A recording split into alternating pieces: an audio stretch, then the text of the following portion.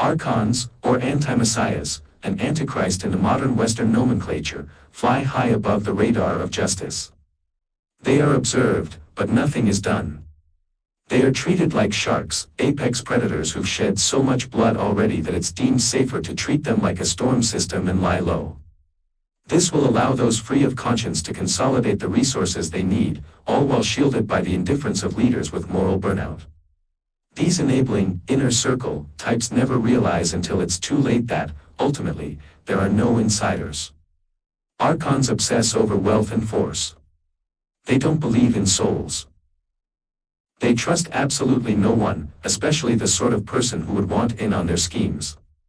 Everyone loses their value eventually in the eyes of a psychopath. We focus on these lesser, the enablers, because spiritual sloth was, at one time, the 8th deadly sin. Of all those vices, that one proved hardest and was discarded first by the true believers. Today's true believers, weary of God's absence, have embraced the hate and lies of soulless animals. Why?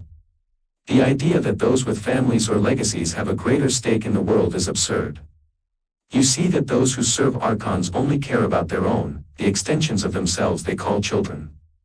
And they have it set up already that their grandkids will be fine. Only they won't. When you accept a so-called devil's bargain, you're headed for the same outcome as Christ himself, disposal, and with no reward or assurances for those you leave behind. Spiritual apathy leads to spiritual atrophy. This does not mean everyone needs to drop what they're doing and go to church. Plenty of frauds go to church all the time. It may be where some find their spiritual center, but that's more about community.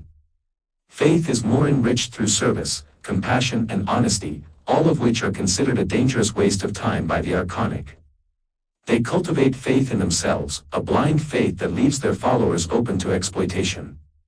And right now, archons are working to sever the final check on their abuses, the shame of their followers. The concept of reputation is being reduced to a numbers game rather than a test of character. It's easy to make up numbers. It's easy to make up everything. And they do, because even a win isn't good enough for an archon. A win has to invalidate all that precedes it. It has to leave a scar on the world. Whether God encourages this evil because he wants us to erase ourselves, or because he wants to goad Messiah into another encounter, we don't know. Let's say for argument's sake that it's a test by God for those who believe in him. If that's the case, they're failing. They've opted to try and bury everything we now know about the world and each other. The internet has given almost everyone a voice and a clearer picture of humanity. And it is a distressing picture, but painting over it and jailing the artist isn't a fix for anyone. Not for the vulnerable and the disenfranchised, nor the spoiled and spiteful company men and children of leisure, who want a dome of ignorance over us all. Spiritual activity takes place in the heart and mind.